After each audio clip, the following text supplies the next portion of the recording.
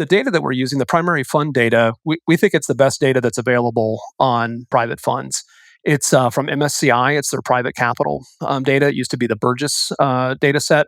And the reason we think it's the best is because it is the net of fee experience that LPs ultimately get.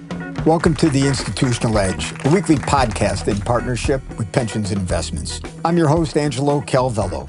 In each 30-minute episode, I interview asset owners, the investment professionals deploying capital, who share insights on carefully curated topics. Occasionally, we feature brilliant minds from outside of our industry driving the conversation forward. No fluff, no vendor pitches, no disguised marketing. Our goal is to challenge conventional thinking, elevate the conversation, and help you make smarter investment decisions, but always with a little edginess along the way.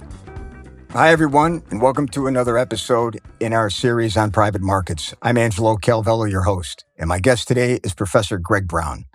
I've followed Greg's research for years, and what sets it apart for me is that it's a rare combination of theoretical rigor and practical application. Greg's research yields insights that genuinely help LPs make better private market decisions. Today, we're diving into Greg's recent paper, co-authored with Professor Christian Lindblad and William Volkman. The title of the paper, Risk-Adjusted Performance of Private Funds. What do we know? By way of background, Greg is the Van and K. Witherspoon Distinguished Professor of Finance at the University of North Carolina's Kegan-Flagler Business School. He's also the founder and research director of the Institute for Private Capital and a faculty director for the Hodges Scholars Program at UNC. In a word, he's a leading expert in alternative investments, including hedge funds and private equity. We'll put links to Greg's CV and the topic paper in the show notes. Greg, it's great to have you on the show. Yeah, thanks so much for having me. It's really fantastic to have the opportunity to share some of our recent work with you.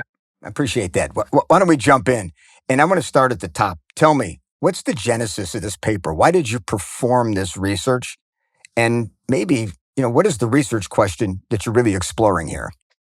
There's a couple motivations. I guess one is people are just sort of always interested in what historical performance has been of different asset classes, and it's been notoriously difficult to study performance of private funds just because it's been hard to get a good data set, and then even harder to figure out what the risk-adjusted performance is because you can't use the standard toolbox.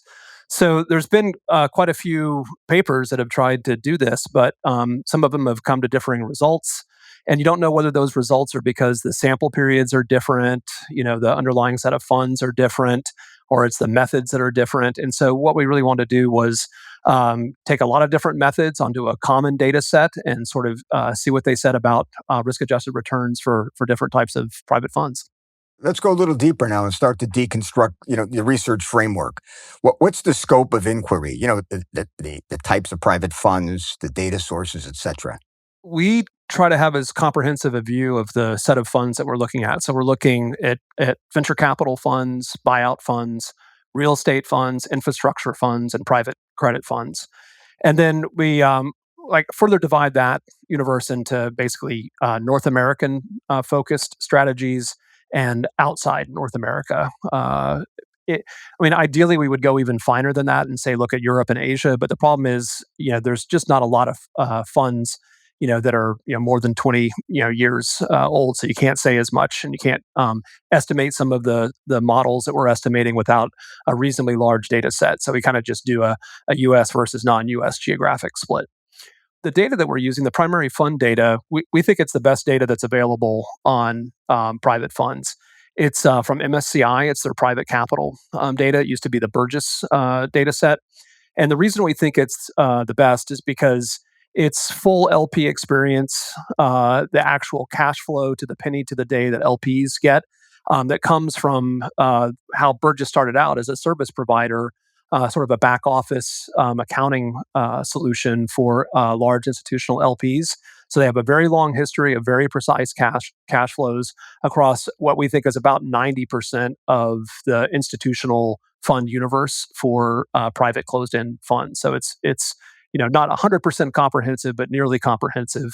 And so we trust it more than data sets that say come from public records requests or are self-reported by GPs, things like that. So and importantly, it is the net of fee experience that LPs ultimately get.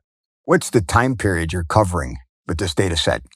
Yeah, it's a little bit dependent on the asset class. So we start in 1988 for equities because there's a sufficient sample that goes back that far. Real estate, infrastructure, private credit, they start a little bit later. The constraint that we have is we need to have at least five funds in the kind of bucket that we're studying. And so, for example, we'll have a little bit longer history for all real estate funds together than we would have for U.S. versus not U.S. real estate funds because it takes a little bit longer to get to five funds in the non-U.S. real estate bucket, for example. So that's really a constraint that's beyond our control because the kind of confidentiality requirements around reporting using the MSCI data sort of require that we have five funds in a particular bucket. So, again, like looking at private credit, like we'll have a pretty long history for private credit overall. But if we were to drill down into, say, senior lending, then it gets shorter because there's just fewer senior lending funds 20 years ago. Right, so you got your universe. You feel confident. It's a good data set. I think the next step would be what performance metrics did you use now that you've got your data set? We try to be as comprehensive as possible. We're actually continuing to work on this project and add in additional metrics. So we sort of do things that range from very simple to extremely complex. So we report the simple metrics that people always expect to see, like IRRs and money multiples. We also calculate modified IRRs, so kind of get rid of that reinvestment assumption from IRR and use a standard discount rate to mitigate that bias that comes from the reinvestment assumption of IRR. Those are not really risk adjusted returns. So we're most interested in risk adjusted returns. So we have a suite of different models that we look at. The two sort of simple risk adjustment models. One is the Kaplan and Shore public market equivalent, and so that's like a money multiple, but it's instead of just a raw nominal multiple, you're actually adjusting for public market benchmark. And so you can think of it as a money multiple relative to what you would have gotten if you had invested the same money in, say, an index fund or something. And then you can annualize that. So that's just a multiple. You can annualize that with a method that's called direct alpha. And that gives you something that's sort of comparable to an alpha that you would get, if you were to be looking at an alpha for a hedge fund or, a mutual fund or something like that. So it's an annual excess return. So obviously anything that's positive is going to be better than the benchmark. Anything that's negative is going to be worse than the benchmark. So those are the simple ones. But we also have estimated some more complex models. There's been a series of academic papers that have come out with more sophisticated techniques for doing risk adjustment. So one of these is the generalized PME. Another one is what's called a nowcasted performance. So these use sort of complicated statistical models, usually on portfolios of funds, because you need that extra data to estimate the models. And so then we can kind of compare across all these different models. Are they telling you the same thing in terms of what risk adjusted performance is, or are the models giving you different answers even when the underlying data set's the same? I understand that. You've already mentioned embedded in those comments. My next question, how do you benchmark the performance? What benchmarks do you use? This is typically a problem in private markets. Yeah, it is. And, I mean, you can think about benchmarking, I guess, in a couple different ways. One is, are you trying to benchmark against public markets? That's what we do in this paper. Is we say, how have private funds performed against what's hopefully a as close as you can get apples to apples, comparison between public markets and private markets. Now, it's never going to be perfect, and so the question is, how close can you get? We use some broad market indices. So, for example, if we're looking at US equities, we'd use a total US stock market as a benchmark. But we've also created some custom indices where we actually match on the underlying industries and the underlying geographies of the portfolio holdings for private funds. and we can do that for equity and real estate and infrastructure. We can't really do that with private credit because we don't have a kind of granular enough view of what is in the private credit portfolios to do that. But we also look at a bunch of different off-the-shelf benchmarks. So for U.S. equities, for example, we say, well, what do things look like if you use the S&P 500 or the Russell 2000 or the Russell 2000 value or the Russell 2000 growth, just so people can get a sense of how sensitive the results are to different benchmarks. As academics like to use total market indices, and that seems so for example, when I teach my MBA students, how do you estimate the CAPM? Well, the market index you should use is a total stock market index. So that's sort of our default. And it turns out that's a reasonable thing to do in equities. You get sort of reasonably intuitive answers out of that. It turns out to probably not be the right thing to do when you get to private credit. So, for example, if you were to look at a broad bond market index, like the Bloomberg Barclays aggregate, that's got treasuries and mortgage bonds and kind of corporate bonds in it, it has almost zero correlation with private credit. And so we just didn't feel like that was a good benchmark. We ended up having our preferred benchmark being a levered loan index for private credit, and it actually has a pretty high correlation with private credit. And we can when we get to talking about private credit results, I can kind of give you some more highlights on that. So we sort of think about benchmarking to public markets. You could, of course, benchmark to the universe of private funds too, if you wanted to know what the relative performance was of a particular fund relative to a broad basket of private funds. But that's kind of not what we do. There's certainly tools out there that let you do that, but we're more interested in sort of trying to understand what the broad kind of market risk is and how to adjust for that in our analysis. I assume that the benchmarks also reflect geography as well, not Yeah, just asset yeah. class. But yeah.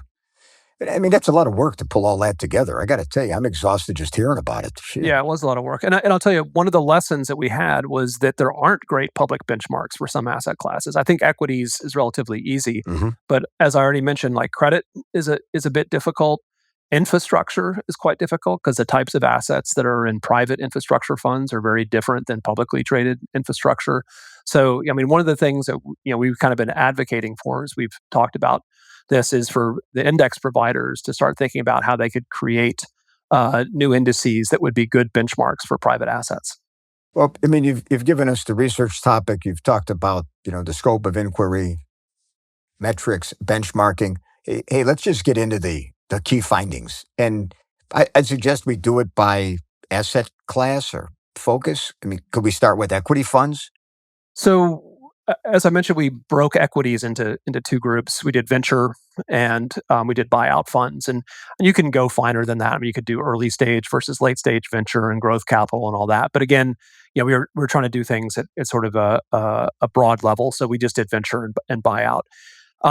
Buyout has historically seemed to have very good risk adjusted returns. There's been a series of papers that evaluate what the beta is of buyout funds relative to public indices. And those numbers have been sort of converging near one. And in fact, with our more recent sample and a host of different models to estimate betas, we almost always end up with a buyout beta that is right around one, like very close to one. Does that surprise you? I think it surprises a lot of people because folks assume that buyouts are going to be riskier than the market as a whole because they're levered up more than Hmm. public companies. And this isn't we don't cover this in this paper, but there's other research papers that talk about why that might not be the case because you're selecting on certain types of companies that when you take them private or keep them private that might have different risk characteristics than the broad sample. But it so I think maybe 10 years ago it would have been very surprising because we didn't have some of the research we have now, and people just sort of assumed that more leverage means more risk. But what we find is that for probably a variety of reasons, that risk is mitigated for buyout funds, and so even with the higher leverage, the risk level is about the same as the market as a whole. That means that you don't have to sort of do a lot of additional discounting on the performance of private equity. And so we tend to find, depending on the sample period and the geography and stuff, that buyout funds have excess returns, alphas, that are in the 3% range roughly on average.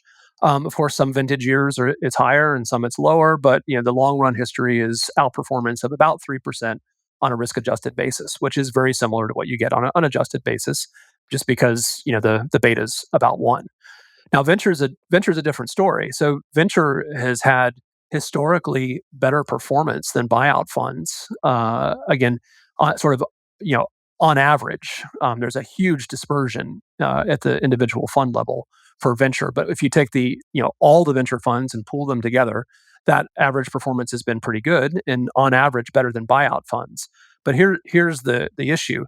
That higher risk, a lot of that higher risk is actually systematic risk. It's beta. So when we do these models that estimate beta, we get much higher numbers that range from like 1.4 to 2.3 or so. And so what that means is that the alpha that you get is actually zero or maybe even negative in some samples from venture, because even though you're getting a higher return, it's not enough compensation for the additional risk that you would have gotten historically from venture. So, I mean, I should reiterate that this says nothing about what's going to happen in the future, right? And I mean, who knows what's going to happen in the future? All we can really say with any reliability is what's happened in the past. I would say I feel fairly confident that the risk profiles of funds will continue, in the sense that venture will continue to be riskier than buyouts. But it very well could be that venture way outperforms buyouts in the future, or they both underperform public markets, or any combination of results. We're really only trying to get an accurate picture of what's happened over the last 30, 35 years. How about the debt funds? What'd you find there? Debt funds also look pretty good. So again, we measured performance relative to the levered loan index. Taken as a whole, private credit is riskier than levered loans. That's probably not a surprise, because they tend to be typically riskier companies, smaller loans. So we find a beta of about 1.3 for private credit relative to levered loan index. But even with that kind of additional risk penalty, it looks like levered loan, or excuse me, it looks like private credit is still providing maybe 2, 3, 400 basis points, depending on what period you look at and what type of fund you look at. Um, we find some sort of reassuring results when we look at subcomponents of private credit. So, for example, senior debt is safer than distressed debt, and that's sort of the way you would expect things to line up, just given the nature of the loans. But on average, they tend to have performed well. One of the things that's interesting, go back to the equity results. I mentioned this too, is that when we do this careful analysis of benchmarking funds by geography, a very different picture emerges for the rest of the world, and this is true really across asset classes. um, People have just sort of assumed that private fund performance outside the US has been bad, because we just sort of look at the returns and be like, oh, wow, those are quite a bit lower than what we've seen in the US. But it turns out that when you benchmark foreign funds against foreign benchmarks, so for example, you take US equities relative to the EFA index, that actually the outperformance in the rest of the world has been more than in the U.S. So again, total returns are lower, but relative returns to foreign benchmarks have been higher. So we thought that was sort of an interesting result, and something that we saw really across different asset classes. Yeah, is that one of the surprising conclusions you came upon? I mean, Yeah, yeah. I mean, that one was surprising, because very few studies have done that. People would look at, say, a U.S. sample and a U.S. benchmark and sort of ignore the rest of the world, or they would look at a global sample and use, a global benchmark or even a U.S. benchmark. But there's really few studies that have looked at just non-U.S. funds with just a non-U.S. benchmark. So, yeah. let's go to the other category, real assets, the real asset funds. What'd you find there? Yeah, so it's a mixed bag. Real estate funds have really not performed well on both a kind of unadjusted basis and a risk adjusted basis. We don't find particularly interesting performance. I'd say sort of like on par with public markets at best. And we do find that, for example, real estate funds, which the funds we're looking at tend to be more value add opportunistic funds because we're only looking at closed end funds, not sort of Odyssey, core real estate type funds. But sort of surprisingly, they seem to be a little bit less risky than public REITs, which we use as the benchmark. Um, but even with that sort of kind of additional little bit of tailwind from lower risk, they still haven't performed in a way that would make them particularly interesting relative to public REITs. So that result is maybe not hugely surprising. We have seen some other papers over the last 10 years using similar data set that have found sort of middling performance for real estate funds. Maybe the risk assessment that they're a little bit less risky than REITs is new and interesting. But again, who knows? Like real estate has been a weird asset class for the last 25 years, right? I mean, you think about, there's been sort of like 200-year floods for the real estate industry in the last 25 years between the global financial crisis meltdown and then COVID, really hitting, office, which had been, a cornerstone of commercial real estate, hitting office properties really hard. Yeah. So, again, the future might be very different, but the past has not been great. Um, the flip side on real assets is that infrastructure seems to have done very well. Infrastructure is a newer asset class. Most of the assets in the funds that we examine are post GFC. So I would say I don't feel like the results are as reliable just because we have a shorter window to examine for infrastructure. But the results are quite good, and we see consistent outperformance in the kind of 2 to 3% range per year on a risk adjusted basis. Um, I will say that another finding from this study is that some of these more complicated models are hard to estimate on smaller samples or international samples. And so we have to rely on sort of the simpler risk adjustment methods for some of these asset classes with shorter time periods or and looking in foreign markets. But that said, where we can do the estimates, it does look like the risk adjusted performance has been quite good for infrastructure. And we go back to this notion of like what's the right benchmark. It's when we think about a public benchmark for infrastructure, if you were to say look at the MSCI infrastructure index, it's got a lot of utilities and telecoms and energy assets in it, which is a bit different than what you see in private infrastructure, where you're much more likely to see industrial companies, smaller companies, less regulated companies in many instances. So we do worry a little bit that there's sort of an apples and oranges comparison there, but we don't really have the ability to create a custom global infrastructure benchmark.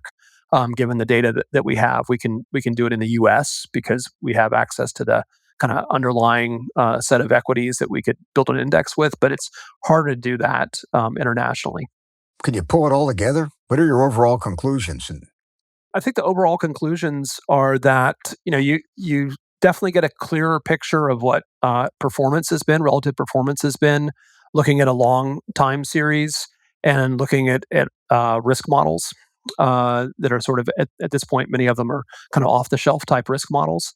So performance has, I would say, generally been good. There's exceptions to that, especially on a risk adjusted basis, where sort of real estate and venture capital, may not have given enough juice to make the private funds worth the squeeze. But in general, taken as a whole, private funds have provided what seems to be reasonably good outperformance and performance. It's probably worth the cost of setting up a program to invest in private assets. That said, we know there's a huge dispersion. Individual results will vary because, in some cases, there's questions around access. In venture for sure, there's access questions. A lot of the most desirable funds are only available to certain investors, and so that might, lead to further headwinds for some investors in venture, but makes venture a really logical choice for the folks that can actually get into those funds. So I think all this needs to be taken with a bit of how does this reflect on me as an individual investor or an institutional investor that's making decisions not about an asset class as a whole, but about individual funds. Because no, you can't index in private markets, right? Nobody can own the index that is essentially kind of what we're trying to examine. So I think that generally positive takeaway is a key conclusion. On the modeling front, I mean, basically what we find is that the simpler risk models, these Kaplan-Shore, PMEs, and direct alphas, which are very easy to estimate. You can do them in a spreadsheet. I teach my MBA students how to calculate them. They give very similar results to these more complicated models that can be very hard to estimate, sometimes impossible to estimate if you don't have enough data. And so for most people, it's probably not worth the brain damage of trying to do these more complicated models. You should do risk adjustment. You shouldn't just be looking at IRRs and multiples. But even the simpler risk adjustments, the PMEs and direct alphas, um, tend to give you sort of the same conclusions as looking at the more complicated models. And that seems to be, a takeaway for LPs. I mean, Yeah. that is one of the takeaways. The other thing that's top of my mind is the whole issue of benchmarking, constructing the benchmarks. If they're doing this internally, I mean that's a non-trivial task, but it's a critical task if they're actually going to look at the risk-adjusted returns. Yeah, and hopefully there's going to be more advances. I mean, I wish we had sort of really clear prescriptive advice on how to pick a public benchmark for assets. But I think what we identified is a need for more work in that area. And I think we'll continue to think about it. But we're never going to be in the kind of benchmark index creation business. So my hope is that folks like MSCI and S&P and LSE think more about how they could create benchmarks that people could use that would, be as apples to apples as possible for private funds. At the top of the episode here, I was talking about how you have these practical applications that are, kind of constructed within this theoretical rigor.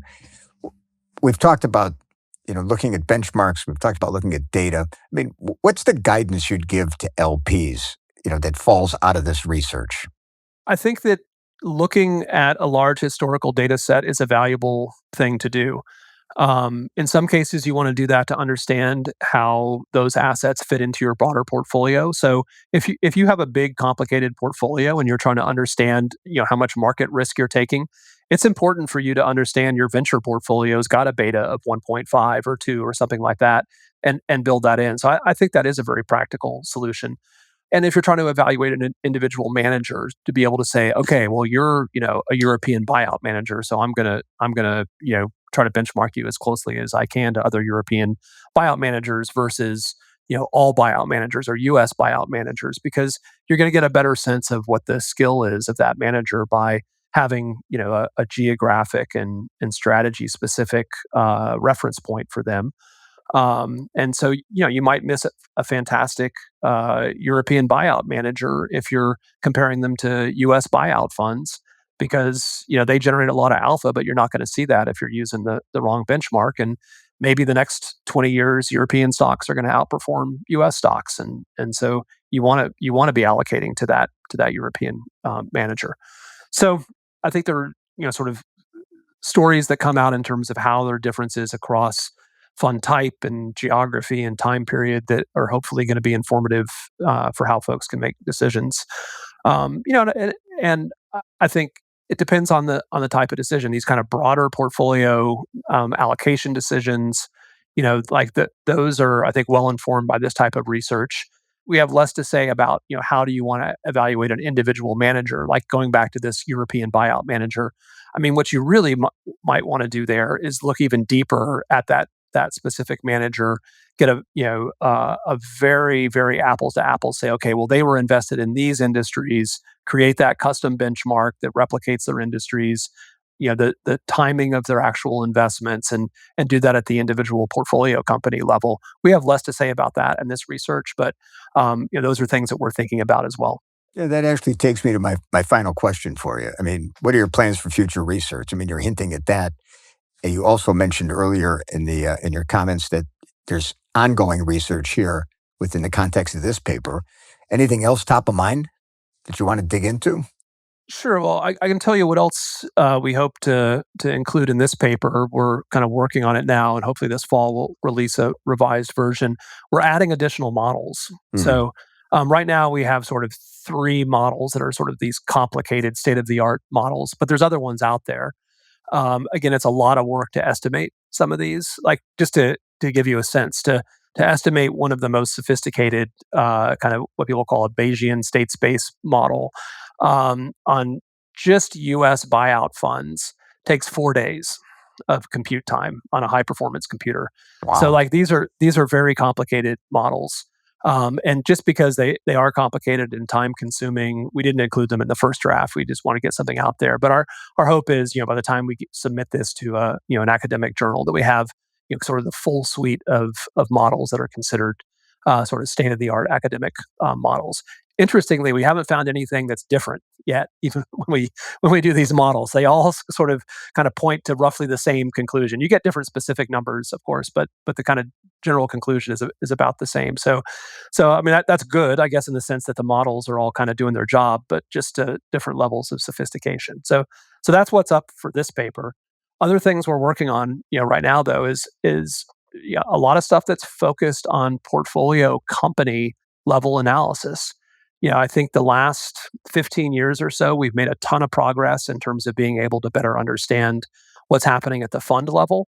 But now we're starting to get data sets of what the underlying portfolio companies are and financials around those companies. And so I expect over the next 5 years, there's going to be a wave of papers that will have really interesting things to say about, the actual portfolio composition of different private funds. And I think that will be across asset classes too. I mean, equity is the biggest still, but I expect we'll be able to do that sort of analysis for real estate and infrastructure and private credit funds as well. Well, Greg, where I come from, I hear it takes 4 days of compute. I mean, you're doing it on a local machine, it sounds like. You're not using AWS or another hyperscaler, are you? Here's the funny thing is that the types of analysis that we're doing, it works best on a local machine because things don't get Wow. spread out, and so having a really high performance workstation that is dedicated to doing this sort of analysis is actually the most efficient way to do it. And the other constraint we have is that a lot of our analysis actually happens at MSCI, so we have high performance machines that are actually on the MSCI system, and so we're able to utilize those. But yeah, it's a funny thing that you know really we have this limited amount of data, but the models that we use have to be quite complicated that sort of like do all this resampling and optimization to estimate parameters, and so it just takes a lot of compute power to estimate some of these models. I think that wraps it up for us, man. You good with that? Yeah, I thought that was a lot of fun, and I think we hit all the highlights. I think so too. I think you did a great presentation. I would encourage our listeners to absolutely go and find that paper. It'll be in the show notes, or you could easily search it and dig in yourself because, I mean, we did it justice, but I think when you go into your analysis, especially when you're looking at your performance metrics and your benchmarking and then the results, I mean, paper's 56 pages long. I mean, I haven't read anything that long since high school, probably. So, but this was great. I really appreciate the effort here and you taking the time to share this with us. I tell you, keep doing the good research. I enjoy it. I know LPs enjoy it. And thank you. Yeah, my pleasure. Thanks for listening. Be sure to visit P&I's website for outstanding content and to hear previous episodes of the show. You can also find us on P&I's YouTube channel. Links are in the show notes. If you have any questions or comments on the episode or have suggestions for future topics and guests, we'd love to hear from you. My contact information is also in the show notes. And if you haven't already done so, we'd really appreciate an honest review on iTunes. These reviews help us make sure we're delivering the content you need to be successful. To hear more insightful interviews with allocators, be sure to subscribe to the show on the podcast app of your choice. Finally, a special thanks to the Northrop family for providing us with music from the Super Trio. We'll see you next time. Namaste. The information presented in this podcast is for educational and informational purposes only. The host, guests, and their affiliated organizations are not providing investment, legal, tax, or financial advice. All opinions expressed by the host and guests are solely their own and should not be construed as investment recommendations or advice. Investment strategies discussed may not be suitable for all investors as individual circumstances vary.